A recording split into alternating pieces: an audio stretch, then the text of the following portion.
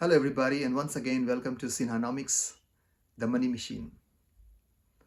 As promised earlier in my previous video where I talked about the Navratna of Dalal Street, I'm going to cover today with the only one IT stock that I have picked up in the Navratna series, and that is TATA ELXSI. Yes, that's the only one IT company I have picked up in the Navratna. There are plenty of them in the large cap, mid cap, small cap, and I'll in fact cover some of them today as well. But hey, TATA ELXSI is the main one which I personally feel that it should be in your portfolio, and I have given this a title of Navratna, mainly because it's from the Tata group and also the area it's working on. Well, this company has given 17% return in the last 6 months. Not very impressive when the market is at record high, but hey, from 2017 to 2021, it actually grew 11 times. Yes, it gave you 11 times multi-bagger from almost 800 rupees to 11,000. And now when there was a little bit of slowdown and interest rate increase, etc., and the whole world is getting into recession, the stock got a hit and it dropped down to around 6,000. Now is back to 8,000, guys.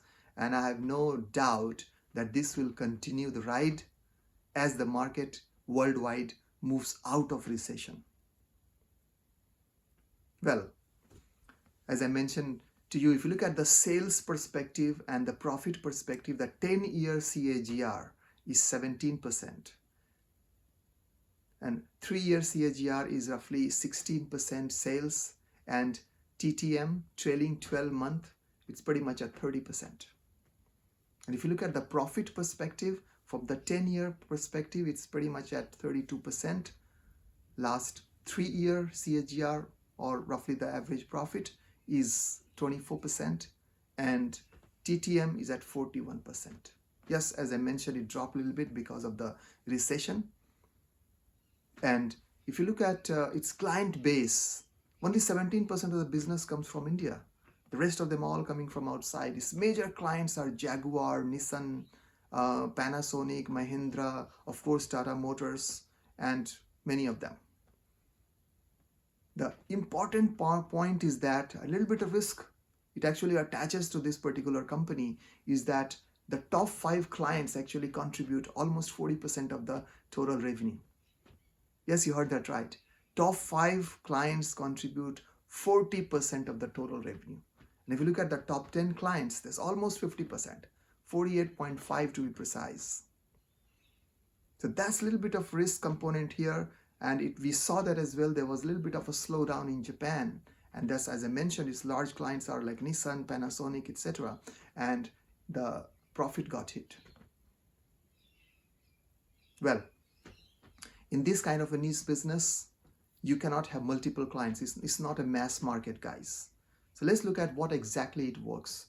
So TATA ELXSI works in, of course, research and development area, especially on the technical side. In fact, it's a software company which manufactures or creates software for multiple segments like automobile, broadcasting, healthcare, media, etc. And if I have to kind of divide that into the major segments where it operates, one is the product, embedded product design, that's what it's called, EPD, embedded product design, where it actually works with the hardware, software, and the embedded product for the complete life cycle of the product. The other area it works is the industrial design and visualization, IDV, that's what it's called. And there it works for the media houses, it works for the broadcasters, etc., and give them a lot of visualization related stuff. One example like this, anything to do with the camera and the sensors and all those things to give some kind of alert is in the autonomous industry, in the automobile industry, to the driver. It can be with a human touch or without human touch.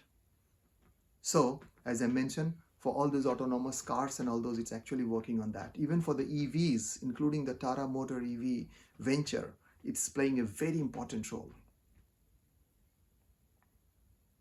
If you look at overall from the financial perspective, guys, the market cap is pretty small. It's around 500 billion rupees only. So in Indian rupees, in Indian nomenclature, it's actually 50,000 crores. So it actually categorized as a, I would call mid cap industry. It used to be, and to be precise, it's around 48,000 crores basically. So 480 billion. Pretty small. If you look at the price earning ratio, it's trading at around 62 times. A little bit higher, but hey, look at the growth prospect for the companies like Tata ELXI. And from that perspective, if the company is growing, you have to definitely give a higher multiple for that company. And so is the case for this one. If you look at ROE, return on equity, it's at 41%. It's pretty cool. And debt to equity is almost zero. 0.09%. Guys, it's a debt-free company. So from those perspective, from all the other financials perspective, this is a solid company, and I personally feel that it should be in your portfolio, definitely. And if you think that 8,000 is slightly higher from any reason, then I have another company for you. It's called KPIT. It's a fantastic company, pretty much working in this autonomous industry and autonomous car industry, I should say that. And in the last 6 months, it has given 54% return. Yes, you heard that right. And it has given a whopping 115% return in last 1 year. Yes, KPIT. Right now it's trading at around 1,000 rupees. As I told you, it already has doubled in last 1 year. So it was trading at around 400 to 500 rupees in the last 1 year. If some of you are lucky to pick that at that kind of price, you must be smiling right now. Well, let's see. Since they are both working in the same areas and both have the same bright prospect, so if you think that, if you're more comfortable, having said that, you shouldn't be looking at the price point. You should look at how many shares have been issued in the market versus its total market capitalization. But anyway, as many of the retail investors like us, we are more comfortable in a little bit of a smaller value. And that's the reason many of the companies actually give bonuses and split it to make it more liquid. KPIT could be another fit for you. As I mentioned, trading at around 1,000. And if we compare KPIT with Tata ELXI, as I mentioned, Tata ELXI is around 500 billion rupees company, 50,000 crores. KPIT is 300 billion rupees, 30,000 crores, smaller in the size. If you look at the price earning ratio, Tata ELXI is at around 62, as I told you in the multiple. KPIT is slightly expensive, guys. As I told you, it's 115% return it has given in 1 year. So it's trading at around 77 multiple right now. Having said that, as I mentioned, it's kind of a growth story. Don't hesitate to give a little bit of a higher multiple to this. And as you can see right now, many of the large cap stocks like TCS, Tata Consultancy, those kind of TCS, Infosys, all of these companies are kind of very stagnant right now. Whereas all these mid-cap in IT companies are pretty much in the bull run. Well, if you look at from the ROE perspective, KPIT is at around 26 as compared to 41 for Tata ELXI. So there is no clear comparison. It's not an apple-to-apple comparison, guys. As I told you, it's like a small replica. If you are not comfortable paying 8,000 rupees for one share of Tata ELXI, KPIT could be the one for you. As I mentioned, in the 1 year return, from the price perspective, has been 115% for KPIT, minus 4% for Tata ELXI. Yes, you heard that right. It's been minus 4%. Having said that, his 5-year return is 41% for Tata ELXI. So I've already explained that, won't repeat it. Because of the slowdown in Japan and rest of the world, actually it came down, the Tata ELXI price point, and that's why the return has been a little bit subdued, minus 4% in last 1 year. But for the long-term investors, it has given fantastic results. Just like Tata ELXI, KPIT also has a concentrated group of clientele from where it gets maximum revenue. 82% of the revenue comes from the top 21 clients. Yes, guys, you heard that right. 82% of the revenue comes from the top 21 clients. But hey, it has actually bagged pretty cool clients actually. It has BMW, Mercedes-Benz, it has Volkswagen, it has Porsche, all these the brand names, premium brand names are actually with KPIT. And KPIT pretty much works in the same, as I mentioned, pretty much in the autonomous car, intelligent vehicle systems, etc. Again, involved in the software segment of the business. If I have to kind of categorize those into the two different segments where KPIT is working, the one is basically the Advanced Driver Assistance System. They call Advanced Driver Assistance System, ADAS.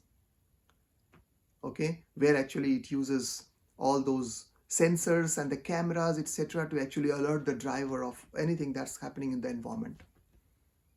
And the second, it can just be an alert and the driver can take an action. On the other hand, it also works in the another area, which is autonomous driving solution. It's called ADS. And guys, that is without any human intervention. And that's the beauty of that. That actually puts KPIT into the league of companies working in the autonomous cars segment. And that's what makes it very special. Well, as I talked about the client base, I talked about its revenue, and also it's like the territory, how it has actually performed over the last 1 year. Let me tell you that for the last 11 quarters, it has given a positive revenue and positive EBITDA. That is a solid performance for a company like KPIT of 300 billion market cap. So with that, as I mentioned, these are not the only two companies. There are plenty of other companies, especially in that segment, especially in the mid-size. I'll tell you some of the names, like Persistent Systems, pretty much involved in the same segment here. In the AI, these are the AI companies, guys, artificial intelligence companies. In fact, if you look at from the artificial intelligence perspective, there is no company in India which is pure an AI play, like Nvidia and others. No way. Yeah, I have covered in my previous videos Nvidia, C3 AI, Palantir, etc. But there is no company in India in the pure AI play. These are the only companies whom you can actually consider in that league. Let me repeat that again. It's the TATA ELXSI, KPIT, Persistent Systems, and if you look at the two twins, I would call that, Larsen and Toubro Technical Services, LTTS, and Larsen and Toubro IT and Mindtree. Just now it actually had a merger with the Mindtree. So now it's called LTI Mindtree.